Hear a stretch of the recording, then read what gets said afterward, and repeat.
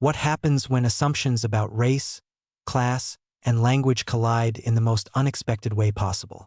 At an upscale San Francisco restaurant, a luxury hotel manager publicly humiliated a wealthy Chinese-American businessman for speaking Mandarin, calling it disrespectful to speak foreign languages in America. But when the restaurant's black maid stepped forward and responded in flawless, sophisticated Mandarin that left everyone speechless, she didn't just defend a stranger. She exposed the ugly truth about how we judge people based on appearance, how we underestimate those we consider beneath us, and why the most powerful lessons often come from the people society tells us to ignore. This is the true story that went viral and sparked a national conversation we desperately needed to have. Daniel Zhao was having dinner with his elderly mother at Bella Vista, one of San Francisco's most prestigious restaurants, celebrating her 75th birthday. Daniel was a self-made tech entrepreneur who'd built a successful software company, but tonight wasn't about business. It was about honoring his mother, who'd immigrated to America 40 years earlier speaking no English, working 3 jobs to give her children opportunities she'd never had. They were conversing quietly in Mandarin, sharing memories and laughter, when their peaceful evening was shattered by an aggressive voice from across the dining room. "Excuse me, this is America. We speak English here." The voice belonged to Richard Morrison, the operations manager of the luxury hotel chain that owned the restaurant. He was dining with colleagues, and their table had grown increasingly loud with wine and self-importance. Morrison stood up, his face flushed with alcohol and indignation, pointing at Daniel and his mother. "It's incredibly rude to speak foreign languages in public spaces. If you want to be in this country, learn to respect our culture and speak our language." The restaurant went silent. Every diner, every server, every person in that space froze as Morrison's words hung in the air like a toxic cloud. Daniel felt his mother's hand tighten on his arm, her face showing the same fear and humiliation she'd experienced countless times in her early years in America, when people made her feel small for the accent she couldn't lose and the language she couldn't forget. Daniel stood up slowly, his voice controlled but shaking with barely contained anger. "Sir, we're having a private conversation in my mother's native language. We're not bothering anyone. This is a free country, and we have every right to speak whatever language we choose." Morrison sneered, emboldened by his audience and his position. "I'm the operations manager for this hotel group, and I don't appreciate your attitude.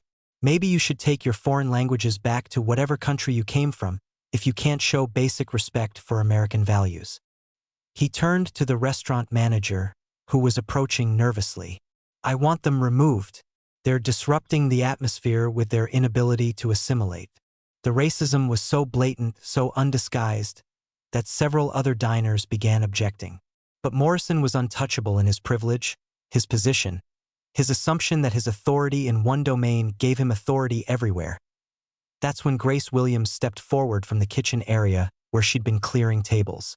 Grace was a 53-year-old black woman who worked as a restaurant aide, doing the jobs that fine dining establishments require but prefer to keep invisible, cleaning bathrooms, washing dishes, clearing plates that wealthier people had used and abandoned. She wore a simple uniform, her hair wrapped in a practical scarf, her hands showing the wear of decades of labor. Everything about her appearance screamed, invisible, unimportant, uneducated to people like Richard Morrison. Which is exactly why what happened next was so devastating. Grace walked directly to Morrison's table and began speaking in Mandarin so fluent, so sophisticated, and so perfectly accented that Daniel Zhao's mouth literally fell open. She was using formal, educated Mandarin, the kind spoken by scholars and diplomats, not the conversational street Mandarin that many people learn casually. She spoke for nearly 30 seconds, her tone calm but her words precise, before turning to Daniel and his mother and continuing in the same language, asking if they were okay and apologizing on behalf of the restaurant for the shameful behavior they'd witnessed. Then Grace switched to English, her voice carrying across the now completely silent restaurant. "Mr. Morrison, I just explained to Mr. Zhao and his mother, in Mandarin, that you are an ignorant, prejudiced man who mistakes his position for wisdom and his privilege for authority. I told them that your behavior is a disgrace not just to this restaurant but to basic human decency. I also told them that I hope they won't judge all Americans by your appalling example, because some of us still believe in treating people with respect regardless of what language they speak or where their families come from. The restaurant erupted. Several diners began applauding. Others pulled out phones to record what was happening. Morrison's face went through several shades of red and purple as he processed the impossibility of what had just occurred. This was a maid, someone he wouldn't normally acknowledge existed, someone whose opinion he would never consider relevant, and she had just humiliated him in front of his colleagues by demonstrating knowledge and sophistication that shattered every assumption he'd made about her based on her appearance and position. How do you speak Chinese? Morrison sputtered, his brain unable to reconcile what he'd witnessed with his worldview about race, class, and education. Grace smiled, and it wasn't a friendly smile. I hold a master's degree in Asian Studies from Stanford University, with a focus on Chinese language and culture. I spent 6 years living in Beijing working as a translator for the State Department. I'm fluent in Mandarin, Cantonese, and Japanese. I also speak French and Spanish in case you were wondering. I work here cleaning tables and washing dishes because my husband developed early-onset Alzheimer's 5 years ago, and I need flexible hours and immediate pay to cover his care costs that our insurance doesn't cover. But please, tell me more about how people who don't look like you or sound like you aren't worth your respect. The story Grace told over the next few minutes, as Morrison sat in stunned silence and Daniel invited her to sit at their table, painted a picture that millions of Americans would recognize. Grace had been a successful career diplomat with a promising future. But when her husband's diagnosis came, she discovered that the medical system wasn't designed for people facing catastrophic illness without vast personal wealth. The experimental treatments he needed weren't covered by insurance. The 24-hour care he required consumed her savings within 18 months. She'd left her career to care for him personally while working whatever jobs offered the flexibility and immediate income she desperately needed. Jobs that people assumed were held by the uneducated, the unskilled, the unambitious. Jobs that actually sustained entire families and required incredible strength, dedication, and sacrifice. Do you know what's interesting about working in spaces like this? Grace continued, looking around the restaurant. People like you, Mr. Morrison, walk past people like me every single day and never see us. We're invisible. You don't wonder about our stories, our education, our lives outside these walls. You make assumptions based on our uniforms and our positions, and those assumptions make you feel superior. But the woman scrubbing your toilet might have a PhD. The man clearing your table might speak 5 languages. The person you're ignoring might have more education, experience, and wisdom than you could imagine.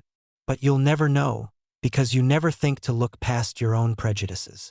According to a 2019 Pew Research study, over 30% of workers in service industries hold bachelor's degrees or higher, a dramatic increase from previous generations. Economic pressures, student debt, medical crises, and family obligations have pushed educated professionals into jobs that don't reflect their qualifications. The myth of meritocracy, that your position reflects your worth and ability, crumbles when confronted with systemic realities about healthcare costs, wage stagnation, and the fragility of middle-class security. Grace Williams was living proof that the person you're judging might be far more accomplished than you'll ever be, but trapped in circumstances you've been privileged enough to avoid. What happened next moved with the brutal efficiency of social media justice. Multiple diners had recorded the entire confrontation. Within hours, videos were viral across Twitter, Facebook, TikTok, and Instagram. The hashtag Grace Williams began trending nationally. News outlets picked up the story. The hotel chain that employed Richard Morrison issued a statement within 24 hours announcing his immediate termination for behavior incompatible with our values of diversity, inclusion, and respect. The restaurant offered Grace a formal apology and a substantial raise, though she politely declined, explaining that she needed her current schedule flexibility for her husband's care. But the story touched something deeper than just one racist incident at one restaurant. It became a catalyst for conversations about invisible labor, about how we judge people based on their jobs, about the gap between someone's circumstances and their capabilities, about the quiet dignity of people grinding through impossible situations while others who've never faced such challenges look down on them with unearned superiority. Think tanks and universities began citing Grace's story in discussions about economic mobility, healthcare policy, and the service economy. Her viral moment became sociology textbook material within months. Daniel Zhao, moved by Grace's intervention and her story, started a GoFundMe campaign to help with her husband's medical expenses. It raised over $800,000 in 3 weeks, enough to cover experimental treatments and years of professional care. But Daniel did something more important. He hired Grace as a consultant for his company's international division, a remote position that paid well and offered the schedule flexibility she needed. "I'm not doing this out of pity," Daniel explained in a statement. "I'm hiring someone with exactly the expertise we need who happens to be extraordinarily overqualified for what most people assumed was her ceiling. This is what actually valuing talent looks like." Grace's husband passed away 18 months after the incident, but with dignity, comfort, and surrounded by love. Outcomes that would have been impossible without the financial help that came from standing up for strangers in a moment that mattered. Grace later established a foundation providing financial assistance and flexible employment opportunities for caregivers of people with Alzheimer's and dementia, populations who often face Sophie's choices between working to survive and being present for their loved ones' final years. She became a powerful advocate for healthcare reform and workers' rights, her voice carrying weight precisely because she'd lived the struggles she discussed. This story forces us to confront uncomfortable truths about American society and our own unconscious biases. How many times do we walk past service workers without seeing them as full human beings with rich inner lives, complex histories, and capabilities that might dwarf our own? How often do we equate someone's current circumstances with their worth, intelligence, or potential? How frequently do we make assumptions about people based on their race, their accent, their job, or their appearance? Assumptions that reveal more about our limitations than theirs. Richard Morrison's racism was blatant, but his classism was just as damaging and far more common. He assumed that someone in a service position couldn't possibly possess sophisticated knowledge or skills. He never imagined that the woman clearing plates might be more educated and accomplished than he was. His prejudice wasn't just about race or language. It was about his desperate need to feel superior to others, to create hierarchies where his position near the top was natural and deserved rather than often the result of privilege, luck, and circumstances he was born into rather than earned. Grace Williams' story is repeated thousands of times daily across America, though usually without viral videos or happy endings. There are PhD holders driving Ubers because adjunct professor positions don't pay living wages. Former executives working retail after medical bankruptcies destroyed their savings. Immigrants with advanced degrees cleaning offices because their credentials aren't recognized or because discrimination blocks opportunities.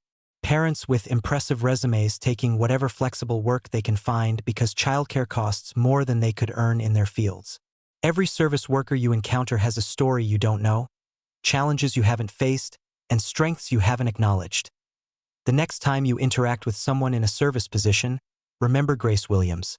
Remember that the person you're ignoring might speak languages you'll never learn, hold degrees you'll never earn, and possess wisdom you'll never acquire.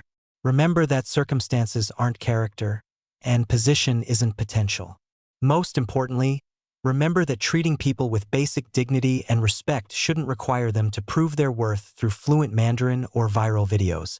It should be the default, the baseline, the absolute minimum of human decency. Daniel Zhao's mother said something profound after that evening. In China, we have a saying, "Don't judge a person by their clothes, judge them by their heart." Grace has a beautiful heart, and she used it to protect strangers while teaching everyone in that restaurant what true education looks like. It's not about degrees or languages. It's about seeing people's humanity and standing up for what's right even when it costs you something. If this story challenged your perspective, hit that like button and subscribe for more content that makes us think differently about the world around us. Comment below about times when someone surprised you by defying your assumptions, or when you realized you'd misjudged someone based on limited information. And going forward, make it a practice to really see the people who serve you, clean for you, work behind the scenes of your comfortable life. Their stories matter. Their humanity matters. And Grace Williams proved that sometimes the most powerful voices come from the people society works hardest to silence.